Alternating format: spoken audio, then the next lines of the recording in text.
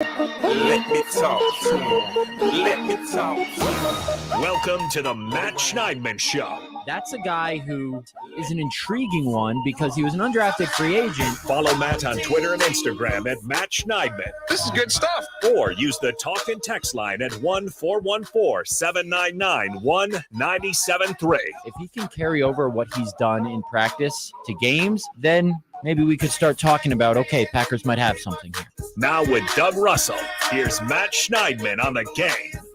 Matt Schneidman Show, Friday, December 15th. Wrapping up the week before the Packers face the Tampa Bay Buccaneers in a wildly pivotal game.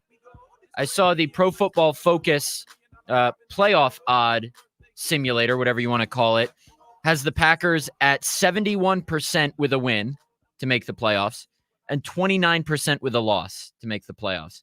So I think it's safe to say this game is rather important, not just because the Packers would do well by themselves to get back to 7-7, but because the Buccaneers could be in that tiebreaker mix down the road, depending on how these next couple games go. They are currently in the NFC South lead, so they currently have the number 4 seed if the season ended today, but as we've said, the season does not end today. So the Packers have a couple things to root for on Saturday. That would be the Lions and the... Do the Lions and the Bears play each other? No, the Bears play on Sunday. Bears play on Sunday. The Lions play somebody. Lions play the Broncos on Saturday. No, the Vikings also play on Saturday. The Vikings play the Bengals. So the Packers are going to be huge Bengal fans on Saturday. If they, have hopes of maybe jumping to that 6th seed, they need to take care of business themselves, obviously. But that 3-way tie in the NFC South, Buccaneers currently have the advantage. So this game coming up Sunday is huge. And as we always do on this Friday, let's get into the final injury reports for either team. Some names for both sides. And Doug, in past weeks, it's been, well, the Packers have a CVS receipt. The other team has maybe one or two, maybe one important guy. Both teams are chock full of important guys on the injury report. So I'll run through it real quick. Doubtful for the Packers, Christian Watson with a hamstring injury, and then questionable, Dontavian Wicks with the ankle, Quay Walker with the shoulder, Eric Stokes with the hamstring, Darnell Savage with the shoulder, Aaron Jones with the knee, A.J. Dillon with his broken thumb, and Jair Alexander with the shoulder. For the Bucs, out are starting corner Carlton Davis with a groin, defensive lineman Will Golston with a knee/ankle, and then questionable Jamel Dean, ankle/foot, Chris Godwin with the knee. He was a full participant in practice today. Zach Triner, their long snapper, elbow, and then Devin White with a foot, questionable. He was full the last 2 days at practice. So is those inactives completely off it? Well, he was dealing with a toe injury. Is he completely off the injury list now? Who? Vita Vea? Oh, sorry. Vita Vea is doubtful. Oh, okay. It says. And Ryan Neal, the safety, is doubtful. Got it. So Vita Vea probably doesn't play. That's huge for the Packers run game. But when those inactives come out about an hour and a half before kickoff, that'll be an important time for sure. Oh, without a doubt. And, like you said, the CVS receipts, I think, are getting long throughout the entire league. Just at this point of the season, everybody's dinged up. You go into the locker room or you talk to, your partner on the Brick and the Stick podcast, John Kuhn, and he'll say by week 15, everybody's on the injury list, or at least everybody could be on the injury list.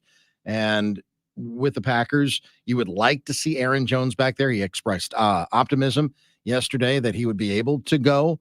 A.J. Dillon with the heavily bandaged thumb that's broken. I don't know how effective he'll be as a ball carrier. Not very. I don't think. I don't know. Yeah, I question that. But I'm sure the Packers medical staff knows a hell of a lot more about that than I ever could possibly. But yeah, health is in a lot of ways, the NFL season is kind of a war of attrition. Sometimes it's whoever's healthy at the end of the year is the team that's going to win the Super Bowl. Not always, but sometimes that's just the case. It's always the team that's playing the best at the end of the year. It's always the team that's hottest at the end of the year. But you've got to get to the tournament. As Mike Holmgren used to like to say, just got to get to the tournament. Not a Mike McCarthyism. That was a Mike Holmgrenism. Yeah, just got to get to the tournament. A.J. Dillon did participate in practice today. I'm assuming he was very limited. He was listed as a limited participant.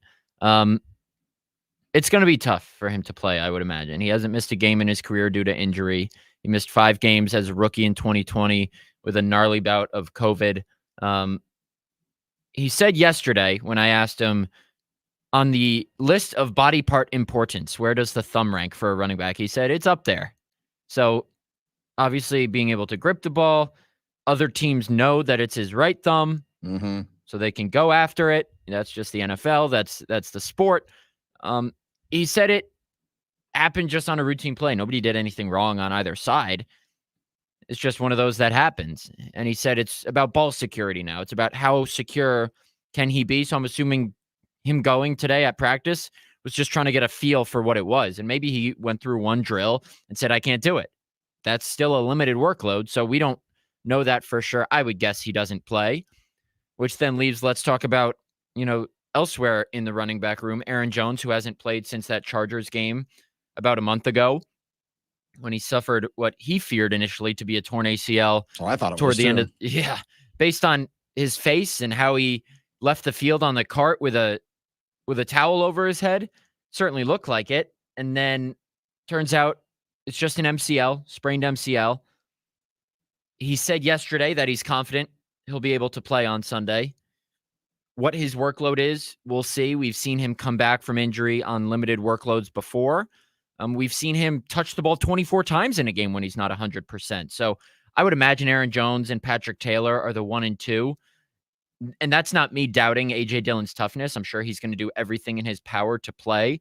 You don't go through almost 4 seasons of your NFL career not missing a game due to injury if you just let some everyday nicks and bruises sideline you. A.J. Dillon's a tough SOB.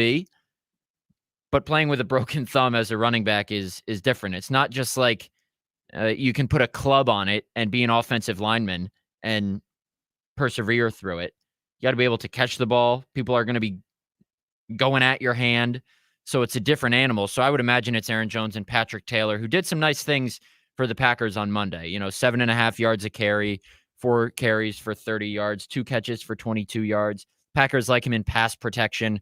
So he'll probably have to take on a little bit larger of a load if Aaron Jones is on that pitch count against the Buccaneers. Yeah, and he knows at this point that if he doesn't get out of bounds, I don't know that he's going to make it out of Lambeau Field in one piece or to the locker room in one piece, because it's happened in a couple of different games. But, as far as the injury, the broken thumb with A.J. Dillon, I mean, your point is well taken, because they're going to, the other team, the Buccaneers in this case, they're going to be keying up on that. And not only is it ball security, but you're also risking further injury as well, because they are going to go after, because the name of the game is get me my football back. Yeah. And if that means breaking the other guy's thumb to do it, well, he's the one who's out there with a broken thumb in the first place. So there's a little bit of buyer beware. And the buyer in this case is A.J. Dillon. So, and the Packers, they all know that going in.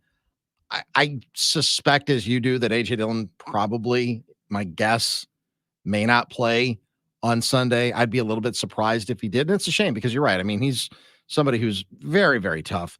Somebody who you can't keep him out of the lineup if he's a little bit dinged up. But this is more than that. This is, you're talking about, again, further injury is one part of it. Pain management is another part of it. But, as far as the team is concerned, if you just want to be completely selfish about that, it's ball security.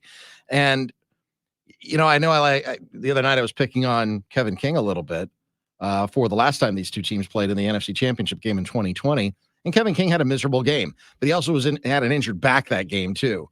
And there was a little bit of, okay, he's gutting it out. That's all well and good, but he was hurting the team because he wasn't close to 100%. Mm-hmm. And, Scotty Miller blasting right past him, getting beat on that play at the end of the first half. That was one thing. And maybe if he was 100%, he may not have committed that pass interference penalty near the end of the game on 3rd and 4 that gave the Buccaneers, a fresh set of downs.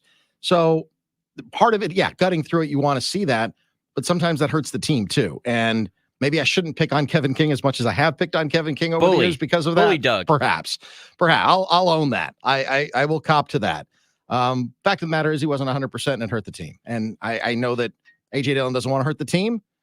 And I suspect that, like I said, I would be surprised if he's out there. You bring up a good point, because that's really what A.J. Dillon said yesterday. When I asked him about, never missing a game due to injury and if this is kind of beating him up, He said, the first thing is always just making sure I'm putting myself in the best position I can as far as if there's something hurt, not making it a bigger issue than it is down the road. And then the next question is, will I be able to go out there and positively impact the team with me being out there? So A.J. Dillon and Doug Russell are on the same wavelength here with this one. There you go.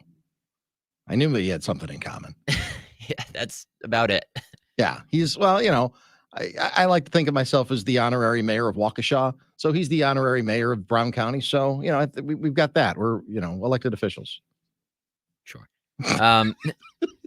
Elsewhere on the Packers injury report, we tackled the running back position. Darnell Savage didn't practice this week, so I'd imagine it's Rudy Ford and Jonathan Owens. Although I wonder if they just give it to Anthony Johnson. Like, Jonathan Owens is still starting over Rudy Ford when Darnell Savage and Ford are both healthy.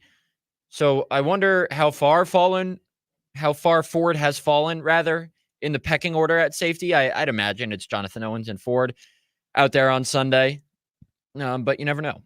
Yeah. And then Eric Stokes, the Packers have until Monday to activate him to the roster. He injured his hamstring, went on IR after that Broncos game. They opened up his 21-day practice window on November 27th. So it's 21 days from then that the Packers have to activate him or shut him down for the season. He has not played a defensive snap since week 9 of last season. He returned against the Broncos in week 7, but only played 4 special team snaps before injuring his hamstring that he was having trouble with in the ramp-up process that he went through to come back from the Lisfranc surgery, the foot injury. And he also had an MCL last year. So he's dealt with the gamut of injuries. I wouldn't expect him to be able to help on defense. Let's say Jair Alexander can't go, which would raise even more, red flags because that shoulder has just been a problem for him. I wouldn't expect Eric Stokes to step in and fill in, many, if any, of those defensive snaps. I would expect it to still be Corey Ballantyne and Carrington Valentine because you can't just throw Eric Stokes in there. Yes, he's a recent first-round pick, but you can't just throw him in there after not playing a defensive snap in well over a year in a game of this magnitude. No, and when you think about Eric Stokes, specifically for me, you wonder if they could do that over again, if they could just rest him a little bit longer. And I know that coaches press these guys. We need you out there. Your teammates need you out there. But it goes back to what we were saying before about risking further injury. And maybe he was ready to play. He was cleared, obviously, by the medical staff. But Eric Stokes hasn't been out there. Like you said, hasn't played a defensive snap in a year. So you'd like to get some return on that first-round pick. At this point, with Eric Stokes, I'm not ready to call anybody a bust yet. I'm not there. He just has to stay on the field. He's got to stay healthy. He's just got to be out there and contributing in a positive manner. And, unfortunately, because of the injuries, we haven't seen a whole lot of that yet. So it's a difficult situation, I suppose. I know he wants to get out there. Sure. There's no question about that. I know it's very, very frustrating for all of these guys when they want to contribute and they can't contribute. So I feel for him, but man, I'd like to see what Eric Stokes can do with some NFL experience underneath his belt now at close to 100%. We just haven't been there yet. The wide receiver position's an interesting one because Jaden Reed, obviously people were concerned coming off the Monday night game because he was in the concussion protocol, I think technically, or being evaluated for a concussion. I think those are technically two different things, being evaluated for a concussion and being in the protocol. I might be wrong. He didn't ever suffer a concussion. He was just being checked. They were just being precautious. I think he got jacked up on that failed 2-point conversion. But then he's listed on the injury report with an ankle injury that he didn't know he had until he woke up on Tuesday morning sore, he said. So Jaden Reed was a limited participant in all practices this week, not on the final game status report, so he will play. That's a good sign for the Packers. Definitely. So it'll at least be him and Romeo Doubs. Watson, unlikely to play. He's listed as doubtful. Then Dontavian Wicks with the ankle is questionable. If he can't go, it's probably more Malik Heath. Aaron Jones, obviously experienced and skilled in the passing game. So the Packers won't be as depleted in the passing game as maybe it looked like earlier in the week, which obviously is a good sign. Yeah, without a doubt. And, we're looking for Jordan Love and the receivers, for that matter, to have a bounce-back game. We all saw what we saw on Monday night. And that's going to happen. You're going to have some ebbs and flows throughout the course of a season when you've got as young of an offense as the Packers have. I got a little bit of flack on the talk and text line the other night. After 10 games, they're not rookies anymore. Yeah, they still are. And after 10 games, sometimes you hit a rookie wall. And I'm not saying that's what's happening with the Packers. I certainly am not saying that's what happened on Monday night. All I'm saying is that these guys, it's still by far the youngest offense in the NFL. Sometimes it takes a couple of years. Remember, after 2 seasons, Packers fans wanted to run Devontae Adams out of town. Yep. Everybody's got to take a deep breath. These guys, you're going to need to have some patience with these guys, but to have as many guys that you mentioned that are available to Jordan Love as he tries to get a bounce back game in a critical matchup of 2 6-7 teams, that's going to be huge. It's going to be, I hope it's a fun game. I know that, when people were talking about last night's Raiders Chargers game, that they thought it was going to be a little bit closer than it was. It wasn't. And Brandon Staley, wound up walking the plank today for that. And nobody was really surprised by it. When it's 49-0 at halftime, all those predictions that said, I think it could be a close game. The Raiders should find a way to eke it out. Well, so much for that. Yeah, Rasul Douglas said they weren't rookies after 5 weeks. So you guys might need to have a discussion about what constitutes expiring. I'm happy to have that conversation contracts. with the with the Buffalo Bills defensive back. Yeah, who's played very well since he's gone over there. That's not a shock. No, not at Good all. player. We got to get to our first break. On the other side, we'll have a fun Friday. We'll talk about all the keyboard warriors out there who want to ridicule my push-up form when they're just sitting in their grandma's basement, as Charles Barkley would say, with cookie crumbs on their chest. Listen, I'm not the pinnacle of physical fitness. I did buy a Planet Fitness membership last night, and I will be going there right after the show is over. But I'm in shape compared to Johnny 826 from Manitowoc. So we'll talk about that after the break right here on the Matt Schneidman Show on the Game. Now let me welcome everybody to the Wild Wild West, a state that's untouchable like Elliot Ness. The track hits your eardrum like a slug to your chest. Pack a vest for your Jimmy in the city of sex. We in that sunshine state where the bomb ass him be.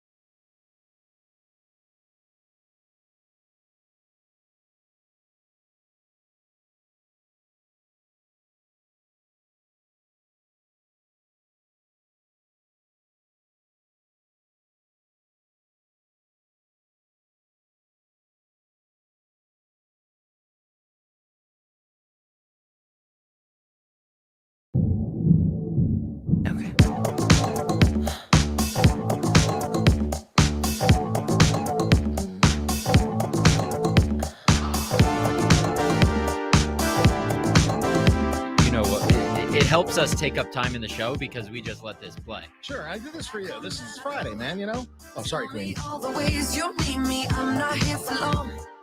Catch me or I go, Houdini, I come and I go. All right. Prove you got the right to Help Iron Jock help you Oconomowoc Food Pantry. Iron Jock's current promotion is 30% off when you buy $50 or more with promo code HOLIDAY30. Well, every order between now and December 17th, 2 days from now. Get on it. Iron Jock is going to donate 10% of the proceeds to the Oconomowoc Food Pantry. Grab some great Iron Jock apparel. Help a food pantry. It's a win-win. Details are at ironjock.com. That's ironjoc.com. I like to hear Dua Lipa say Oconomowoc in that British accent. Oconomowoc.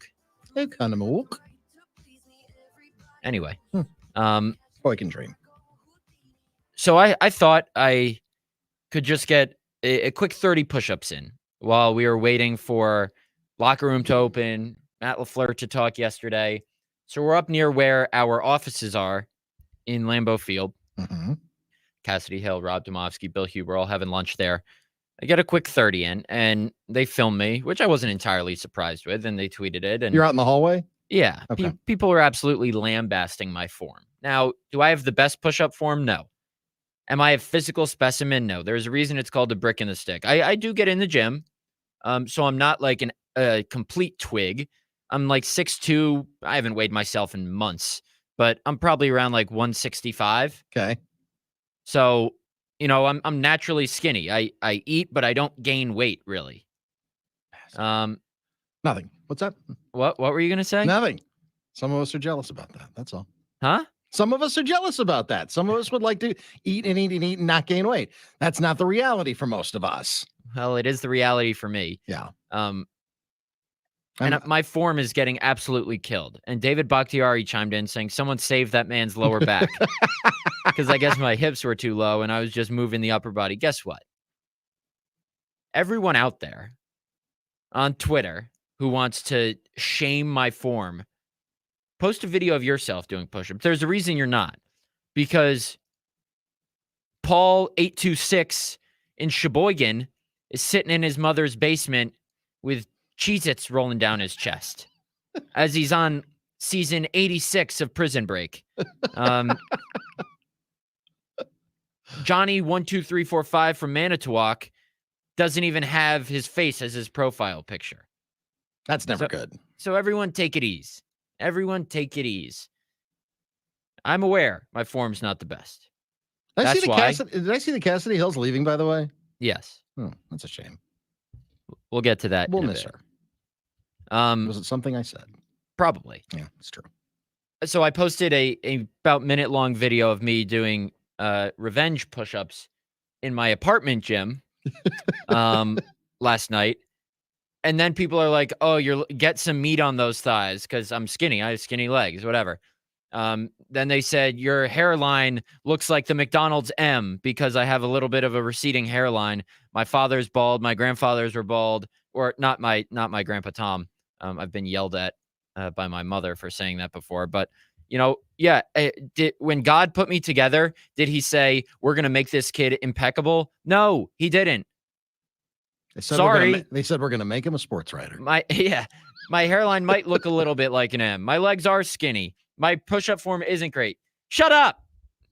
Twitter guilted me into getting a Planet Fitness membership because I'm sick and tired of doing my Bulgarian split squats, I believe is what they're called. You know, one-legged lunges with one leg raised up on the bench and two 20-pound dumbbells in either hand. It leaves a burn, but you know, during the doldrums of the winter when I have my seasonal depression, it'll help me get out of the house, go to a gym, have some more equipment because my apartment gym doesn't exactly have the most equipment for leg day or whatever day you're doing. Mm-hmm. So right after this, I'm going to go to a gym and then it'll be the Brick and the Brick podcast soon, or it can say the Brick and the Stick and John Kuhn is just the stick because the Schneidman transformation is coming. The train is rolling down the tracks and it ain't stopping for nobody. Okay. All right. When I say that, by Monday, I'll be tired of going to this gym and then probably just do it 3 times a week. You'll be sore more than anything else because if you're starting from 0 and going at 100 miles an hour, that's what's going to get you. Well, I'm not. You know, I probably go to the gym 3-4 times a week. Okay, that's pretty good. I It's don't more than most of exercise. us. I don't exercise every day, but I play in a men's soccer league. I would like to consider myself well above the mean line in terms of fitness and health and athleticism. I eat well, aside from the McDonald's I had yesterday. So I'm doing all right. Everyone lay off. That was Health Hour with Matt I Schneidman. like it. That's very good. I've got to lay off the cheese curds at halftime at Lambeau. Fortunately, there's only 2 games left. So Sunday's cheat day. Sunday is cheat day because of what they offer us at Lambeau. Like today, I had 5 eggs. okay, eggs are a superfood. I had 5 eggs with some hot sauce.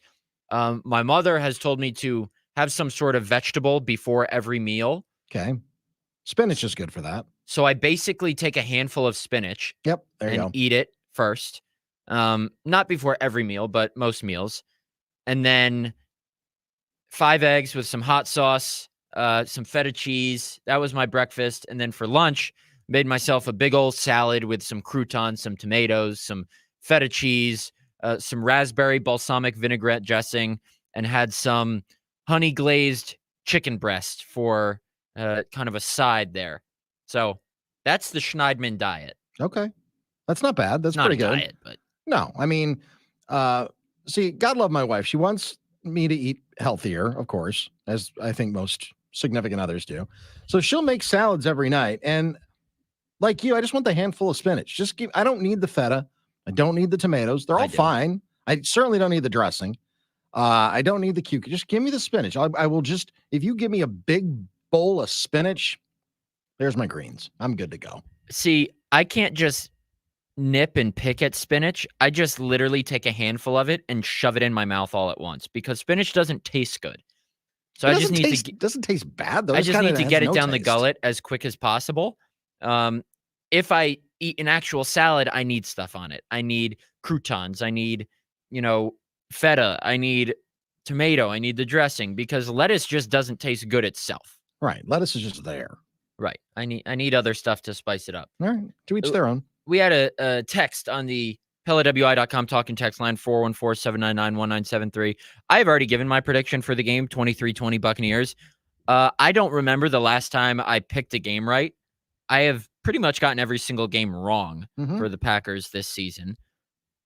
Doug, they're taking a shot / not a shot at you because you infamously do not give predictions. Yeah, Frank in Greggsville. And I think he's texted before because this sounds familiar because I read it. I read all of the texts. I don't always respond to all of the texts, but I do read them.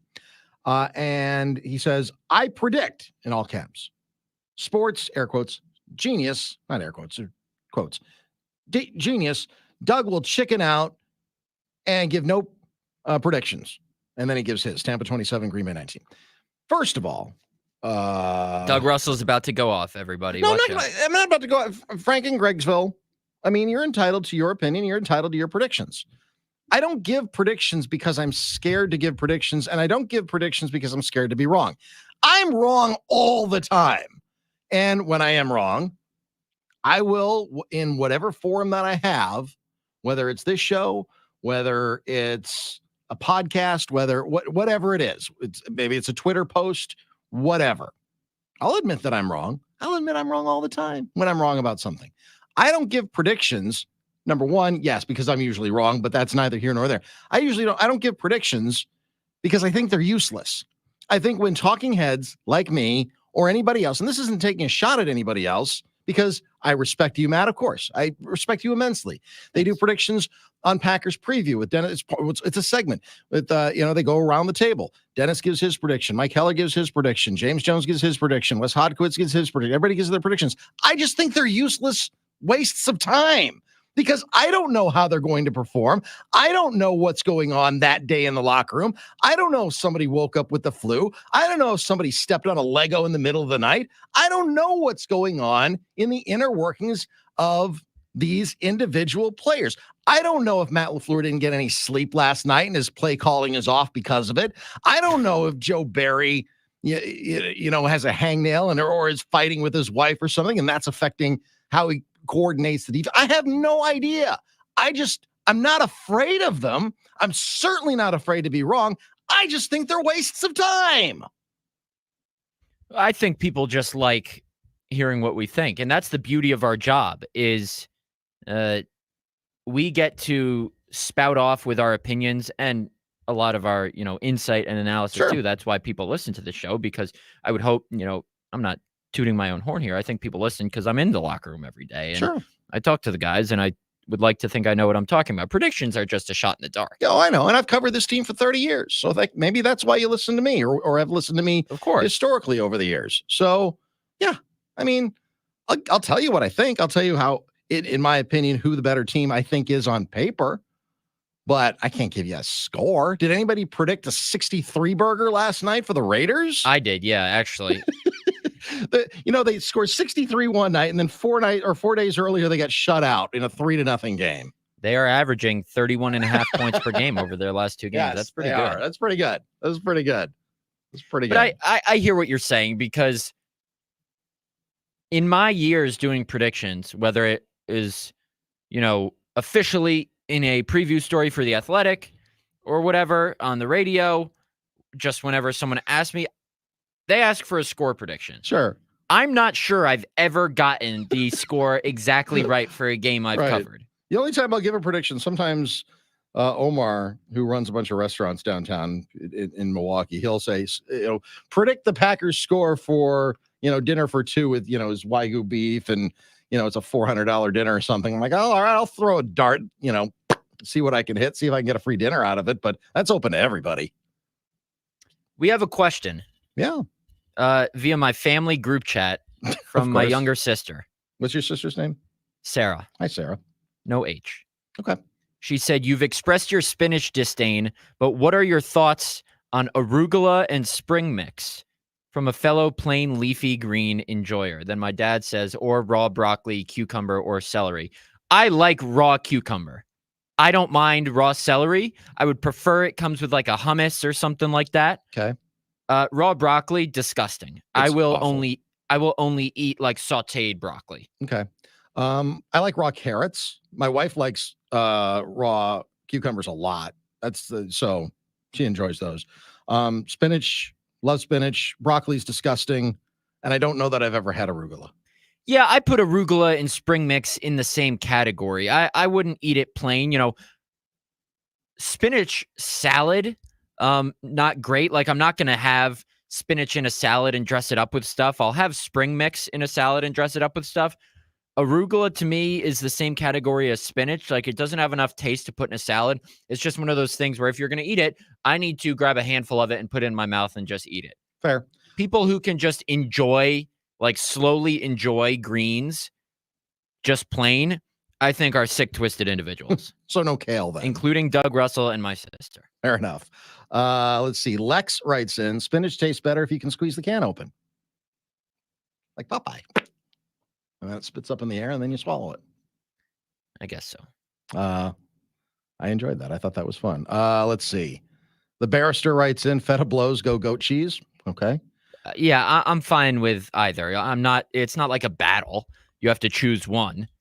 Goat cheese, feta, brie. I will literally eat any sort of cheese. Shredded, in crumbles, whatever it may be. I'm a big cheese guy. I have to be since I lived in Wisconsin, but I have been even before I moved here, almost 5 years ago. Peyton in Oconomowoc writes, I'm pretty sure the trolls were Planet Fitness employees. Could be. Just trying to get you in there. Ooh, I don't hate that. Conspiracy theory. There was one person who responded, your legs were the first thing I looked at too. Eat some more protein, start doing, get resistance bands, start doing more squats. It's like, okay, pal, if I want you to be my trainer, I'll tell you. Right. Shut your trap. Let's see. 6'2", 165. He's lucky he can even do a push-up with 2 pounds of muscle on his arms. That's not very nice. JB in the 920. Yeah, I can do probably 40 push-ups, 45 push-ups consecutively. So, JB, why don't you just eat dirt respectfully? Actually, not respectfully, disrespectfully. I mean that with all due disrespect. Fair enough. Give me your measurements, JB, in the 920. Yeah.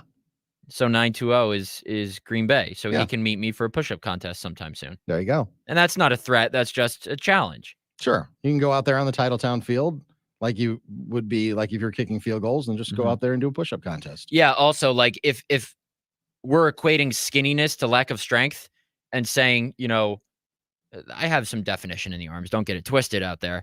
If we're saying I can't do push-ups, then if my legs are skinny, why was I able to kick a 42-yard field goal? Touche. Everyone take a hike. We're getting to a break. This is the Matt Schneidman Show on the Game. We'll catch you after the break. I got to cool down because I'm a little heated.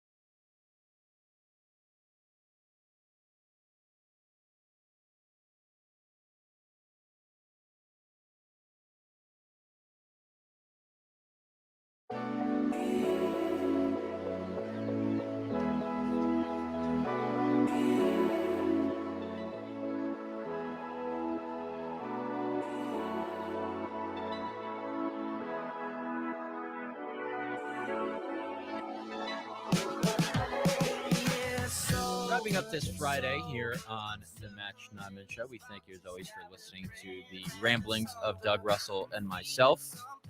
Big game at Lambeau Field coming up on Sunday between the Packers and Buccaneers. 2 6-7 teams. Baker Mayfield has come to Lambeau in December in each of the last 2 seasons, soon to be 3. The first 2 times with different teams. With the Browns on Christmas in 2021 when he threw 4 interceptions. With the Rams last year in what was at the time his second game with the Rams after they claimed him, signed him. I forget exactly what it was. The Packers won that game 24-12, I believe. Now he comes with the Buccaneers, and Chris Godwin's probably going to play. Mike Evans is obviously playing. Rashad White is going to play. He has probably better weapons around him. And now's the time of year because the Packers are again in that bubble mix. They're in a better position this year than last year because last year they had to win out and get help. This year, they don't need help. They just need to win out pretty much. And that'll get the job done, I would imagine. I don't know if they necessarily control their own destiny, but the likelihood is probably pretty high if they win out that they'll be in the playoffs. It's really high, but if the Falcons win out and there's only 2 6-7 teams, right, 2 current 6-7 teams that would wind up with the same record, and it's those 2 teams, and Atlanta doesn't win their division, then they win the head-to-head. So if they win out, they've got a really, really, really, really good chance of making the playoffs, but it's not a done deal yet. I was wondering, though, if the Packers win out, then they finish with the same record as the Vikings. If the Vikings win out, too. Because then both teams would be 10-7.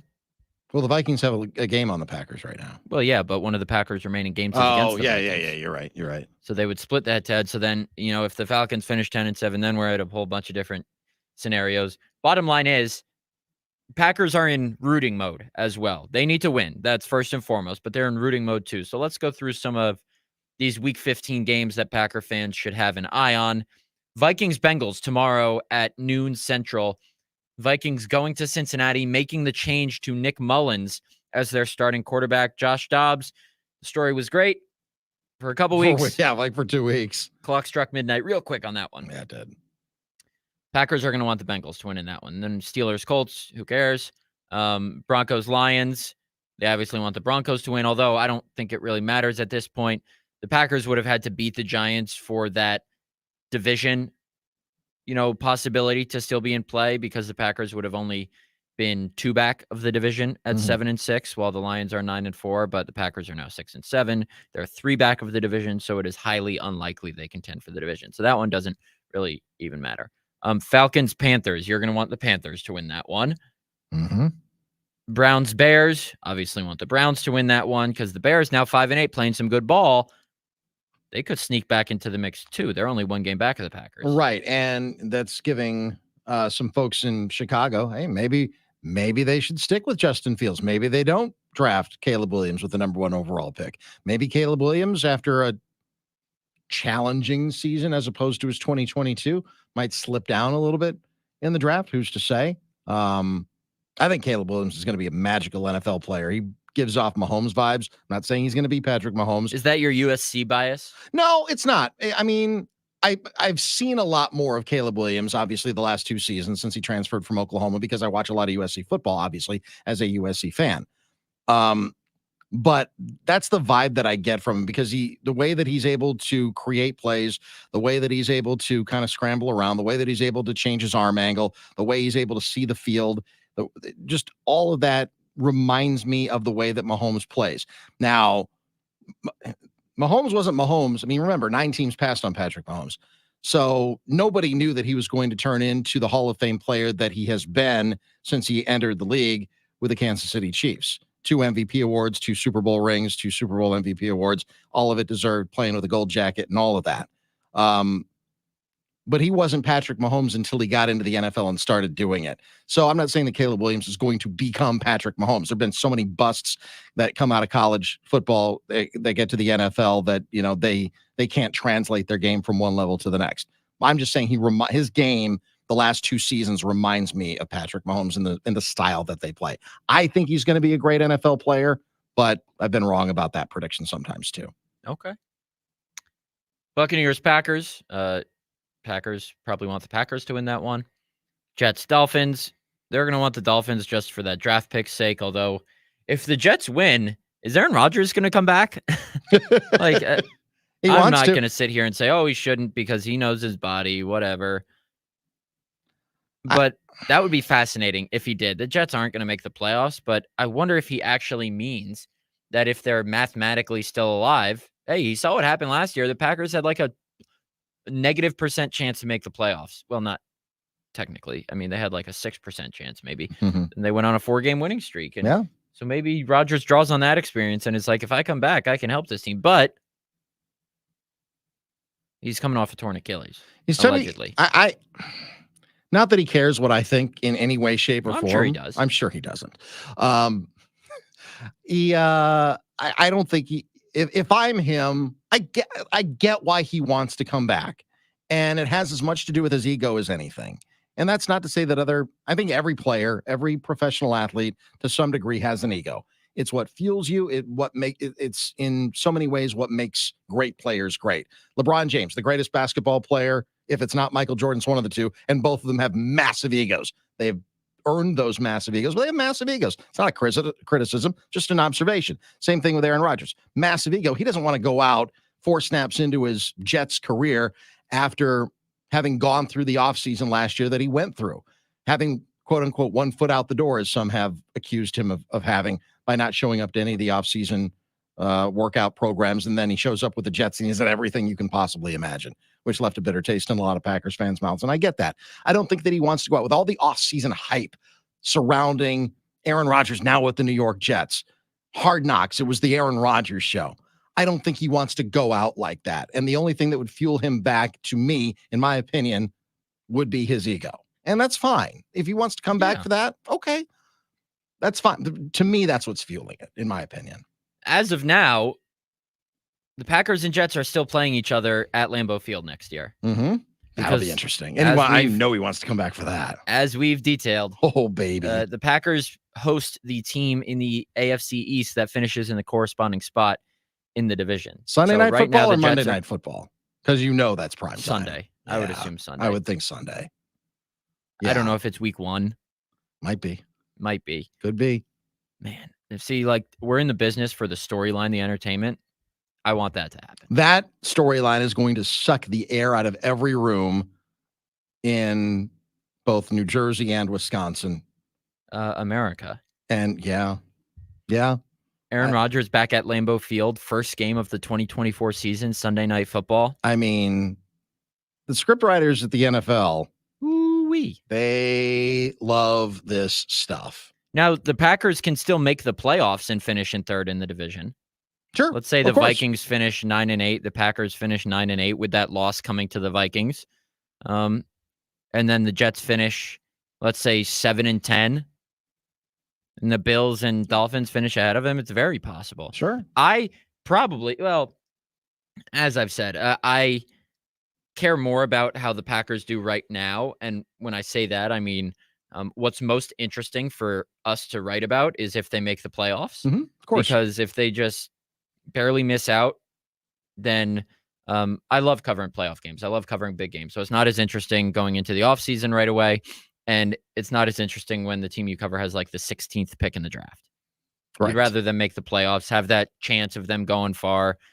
My stuff gets read in the playoffs. So we have more to talk about, more listeners, because there are going to be more listeners on a show previewing a playoff game than, if the season's over. Yeah, I've been very lucky in my career because the first year that I ever covered the Packers was 94. And that's when they were on that first ascension on the way up. So I haven't really, I was a kid in the 70s and 80s when they were sucking wind, when 8-8 was the expectation and usually what they did, when they didn't have any defense. They had a good passing game, but literally nothing else. Right. So I've been very lucky. I've gotten to cover, in my career, I've covered 5 Super Bowls, with 3 of them involving the Packers. It's those big games. There's just something just electric about it. So yeah, that's what we root for. But then again, fans want to see it too. Fans want to see this team excel and get to the playoffs and maybe have another magical run like they did in 2010. I'm not saying it's probable that that's going to happen, but 2010 was pretty improbable too. But a short second place to what I'll be watching down the stretch on top of how the Packers actually finish is where the Jets finish, because I want to cover a Jets-Packers game. I'm not saying that's a Super Bowl because it's not, but It's I covered the game pretty when close. Brett came back for the first time in a Vikings uniform.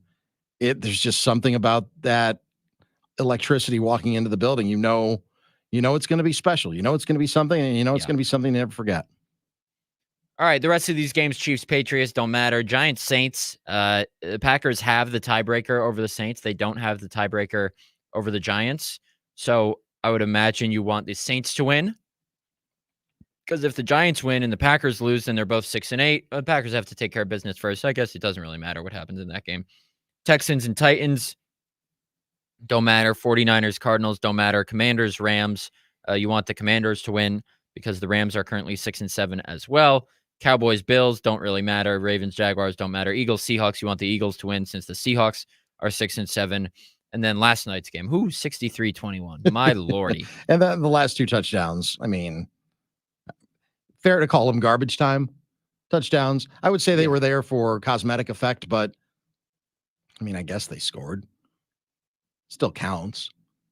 But I mean, the game was over after the first quarter. Yeah, they had no choice, the Chargers, other than to fire their head coach and GM after that one. None.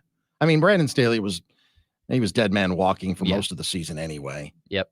So I thought they were going to let him stay, but when you give up 63 points, nope. I think they wanted him to stay. I think they wanted everything to work out, but sure, you can't get embarrassed like that. It's like when the Packers lost to the Cardinals in week 17 of 2018. And they gassed Mac after the game. The Packers that's the only time in the Packers 100-year history that they fired a coach in the middle of a season. Not in the middle of the season, but during the season. It's the only time they've ever done that.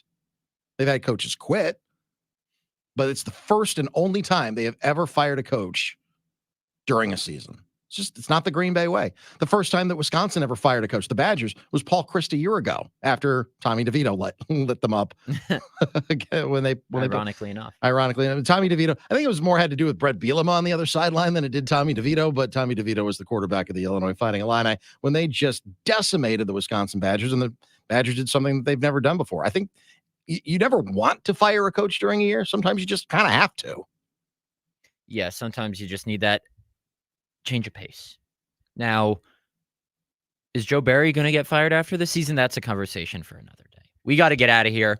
We appreciate everyone for listening again. 15 weeks of this show, Doug. Plus, I think a couple more in the preseason. Time is flying. Packers in a playoff spot now. Will they remain there after this week? We will see. You got Baker Mayfield and the Bucs coming into town. Like I said to start the show, PFF says the Packers have a 71% chance to make the playoffs if they win on Sunday against Tampa, and a 29% chance to make the playoffs if they lose. So a massive, massive game. The offense is getting introduced before the game. It's a nice noon start, which I love. Yeah, I know. I know you don't. Means I get up at 3:30 in the morning, but that's okay. Right.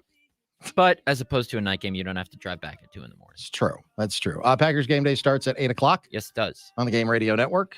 Looking forward to seeing everyone in Green Bay. Always a fun time. The show has moved inside the last, month or so. Now the gates aren't open yet, so you can't come and say hi, but I do hang around for Packers preview, which is in the same set in the Miller Lite end zone. That is the north end zone. Come up and find us and say hello. Fantastic. We'll talk to you Monday.